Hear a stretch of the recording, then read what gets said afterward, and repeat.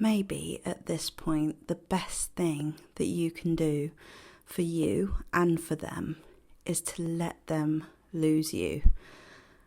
And the reason why I say it's the best thing for you is because there might have been a part of you that has always been trying to control this fear of abandonment and the fear of loss and the fear of rejection.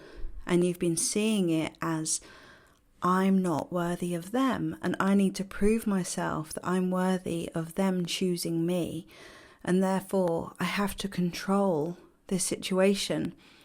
And your deep fear of rejection, abandonment, loss, whatever it is, has made you have sleepless nights, has given you this urgency to try to prove why this person should love you, understand you, see you.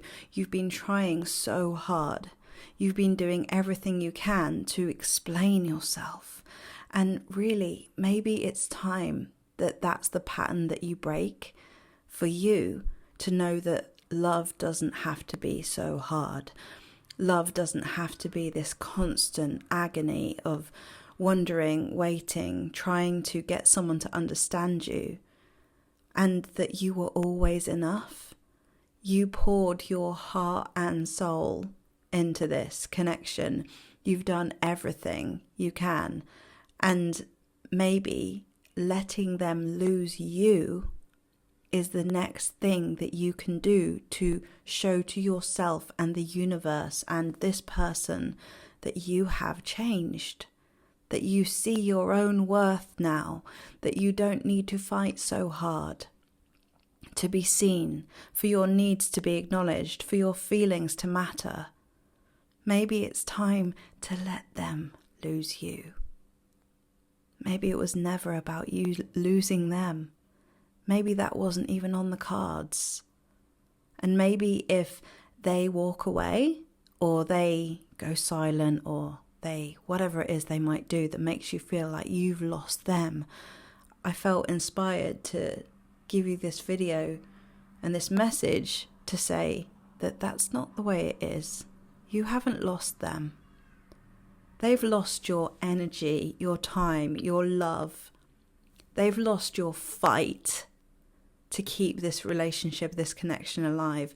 They've lost your determination, your commitment to loving someone despite how difficult it might have been. That isn't easy to come by in life. And so let them lose it. Let them see what life's like on the other side.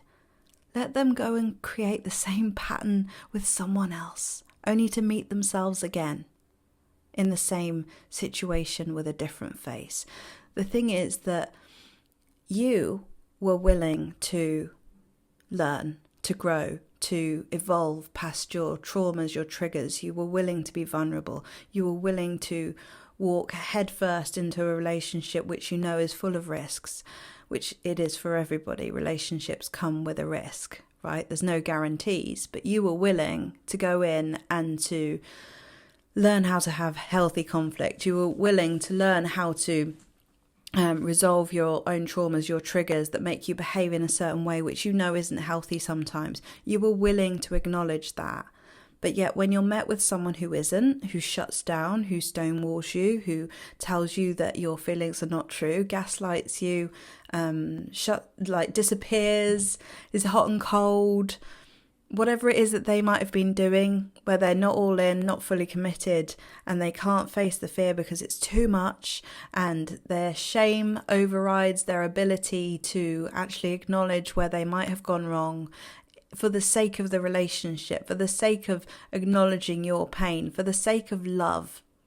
If someone's fear is bigger than their ability to risk the chance that they might be able to actually be loved and to love, then you're met with such resistance that actually makes it impossible for them to experience the love that you were giving. And it also makes it impossible for you to experience that too. Because at the end of the day, the love that we have to give is coming from us. That's what we want to do. We don't need to be loved. We want to love. And when someone is refusing to allow us to love them, We don't get to experience what life is all about, loving. But the thing is that you can still do that from here. You can send them loving energy. You get to still love them from afar. But the thing is that now boundaries have to be in place, and your pattern has to break, where you stop trying to fix it, where you stop explaining yourself, you stop trying to get that connection for a quick fix, knowing that the pattern will repeat again in a minute. Because this person has not faced the consequences of what it's like to lose you. Okay? So if you keep going around in this cycle, which you get an immediate relief from reaching out, and this is a message to say, if you were going to text them today and tell them how you feel about something and try and reconnect, don't do it. Because that might feel good for a minute, and it might feel like a relief. But then when you know deep down that they haven't done that for you, they haven't reached out to you, they haven't, owned their part, they haven't owned their accountability, and they haven't shown you real evidence of them transforming too, not just them, but you as well. You have to do this too. When you know that they haven't done that, then you know also that you're just about to repeat the same painful cycle. And the thing is that you changing is also necessary. We can't just expect them to change if we're not willing to. And this is your chance to change. Let them lose you. Don't try and control it. Don't try and fix it. Don't try and be nice about this, because you've been hurt at the end of the day. And I'm not saying be nasty or, be bitter or anything like that, because that isn't necessary either. But you don't have to put cotton wool around this. You've been hurt by someone's unwillingness, and your needs have not been met, and therefore you have felt neglected, and therefore you've neglected yourself. And now you don't neglect yourself anymore. Now you power up. Now you find you again. Now you focus on the things that you love. Now you find your spark that you lost. Okay, it's your time now. This is where things change. And there's no point villainizing this person. There's no point making them the bad person, or the one that, oh yeah, well, he's going to suffer or she's going to suffer in the future. Don't do that, because that's not coming from love either, is it? And you know what? They might be doing that right now, and you know how that doesn't feel good, so don't do it to them. Like, they're where they are in their life through whatever reason has made them so afraid, and you're where you are through whatever reason has made you so unaware of your self-worth, and unaware that you don't have to try so hard to be loved. You don't have to fix this. You don't have to fix this person. You can let it be broken, and you can let someone else fix it. And things do change all the time. People do change all the time. You are going to change over and over and over again. And this is one of those moments in your life where you get to go, oh, now I know what to do. I don't have to fix it. I'm going to surrender. I'm going to hand this over to God. I'm going to hand this over to a higher power. That's what you've got to do. And things will be different. This is a massive catalyst for massive transformation. When you let someone lose you, and you let someone go, and you let yourself learn the lessons that you needed to learn from this experience, because that's so important. But equally, by losing you, they get to learn something too. They get to self-reflect. They don't get their anxiety soothed by you this time. They have to face themselves. And that's fine. Let them do that. It's going to be a massive change for both of you. But who knows? I've seen relationships transform because of this kind of thing. I've seen marriages turn around completely because someone lost someone. And both were in pain because of that, but both changed because of that.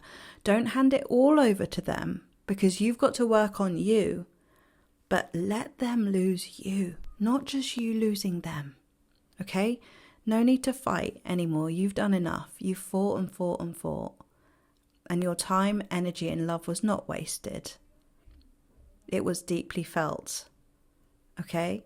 So I want you to know that this is going to have an impact on your life in a positive way. Everything that happens is happening for your highest good. And transformation is literally happening now for you. You're going to be okay. You're going to be amazing. You are amazing, and you don't need to prove it. You don't need to prove it. No need to explain. Talk to the people who do get it. Talk to the people who understand. Talk to the people that you don't need to fight to be understood by. And then you'll start to know yourself better and better day by day. So I hope you found this video useful.